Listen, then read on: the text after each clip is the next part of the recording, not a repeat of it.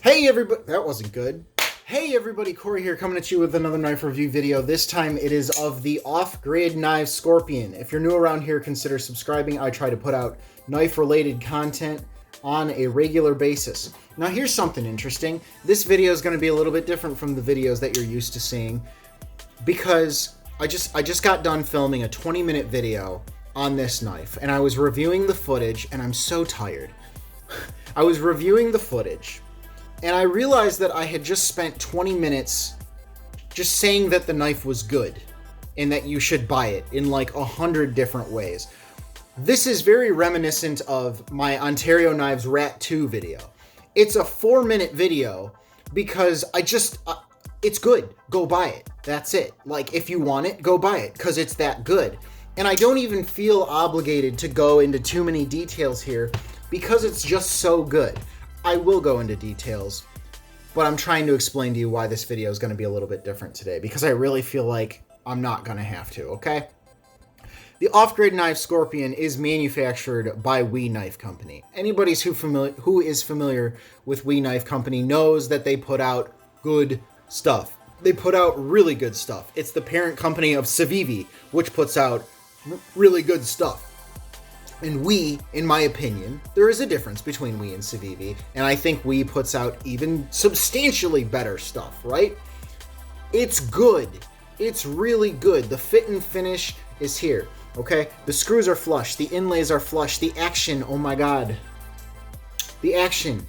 That kind of action with no blade play is stupid. It's ridiculous. It's great. It's what people chase. You've got all the quality of life stuff. You've got the deep carry pocket clip. Let's plop that against my forehead so you can see. You've got the deep carry pocket clip. You've got a lock bar insert, an over travel stop, right? You've got just the amazing fit and finish. The screws don't back out. There's nothing egregious on the ergos. It's just good. It's an example of what a great knife should be. $235, what are you getting? You're getting CPM S35 VN steel. You're getting a Stealth Fighter, all black everything. Okay, I'm being dramatic. You're getting titanium. You're getting carbon fiber inlays. You're getting the deep carry pocket clip. You're getting, again, the luxuries. You got your bearings. You've got your over travel stop. You've got the action of the gods. This is one of the few knives that goes beyond the $200 price point. And I have no hesitation saying, yup, go for it. Just go for it. It's good. It's that good. This knife reminds me of how everybody in the world talks about the PM2. Like, this is how I hoped the PM2 would have felt in my hand when I first got it. Of course, no knife can live up to the hype that the PM2 has been brought to at this point. But this is one of those knives where I'm like, my God, it is criminally underrated.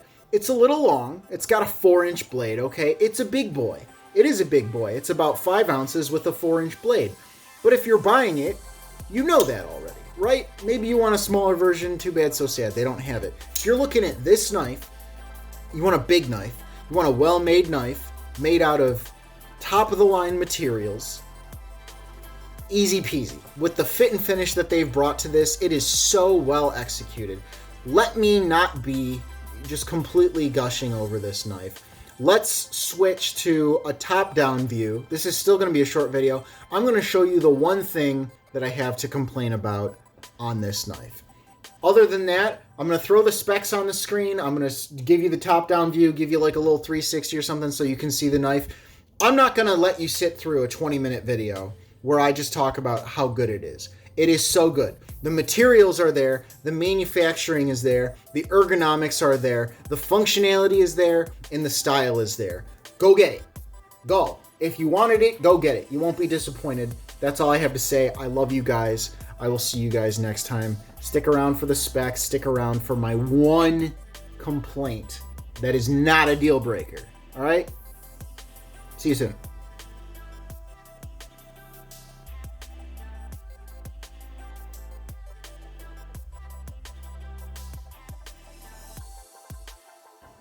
Okay, so as promised, guys, let's take a closer look at the one thing on this knife that has been driving me a little crazy. Ooh, that lighting is just perfect for exactly what I want to show you. Look at right here. Look at the lock bar. You see where the light is shining the most? Look at how thin that is.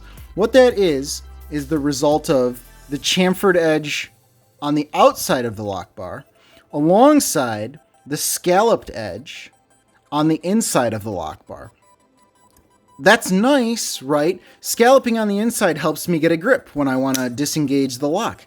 Scalloping on the outside is nice for when my fingers are wrapping around it. However, when you put the chamfered edge next to the scalloped edge, you get this very fine, thin section of titanium right here. And when you're grabbing the knife like this, with any substantial force, you feel that. You do feel that. And look, don't get me wrong. I'm not trying to be a diva. I'm not trying to be like, oh, my hands, they hurt. But it's uncomfortable. It's uncomfortable enough to notice. But that's the one thing I have to say about this knife that I don't like.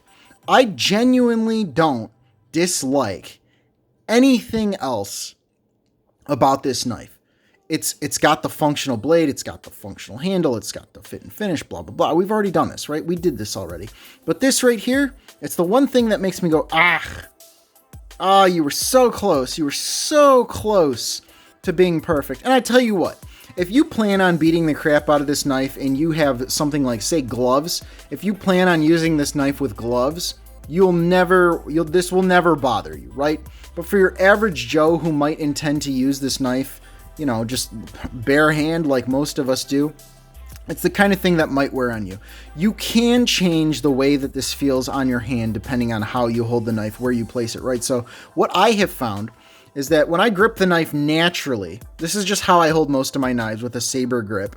You can see that part is in the fat of my finger, the fat of my index finger. It rides right there. However, if you line it up with the joint, if you kind of consciously do this and you grip it just a little bit differently, when that edge fits in the nook of the joint of your finger, it's substantially less uncomfortable. That's it. Everything else, let's give you a look, right? Let's clean that off for a second. Let's just give you a quick little look.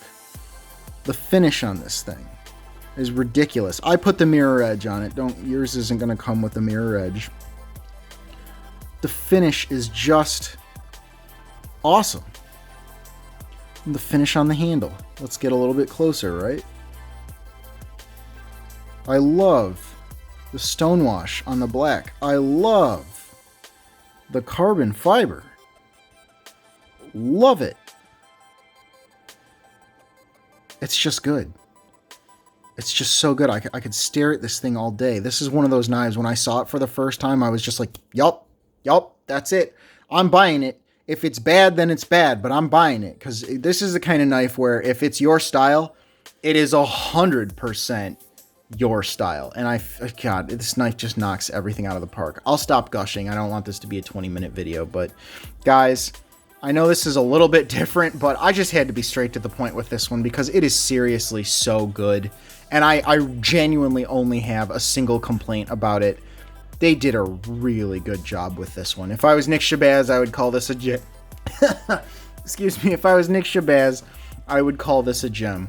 Guys, thanks for sticking around. Thanks for watching. I hope you enjoyed this. I hope you found it useful. All right.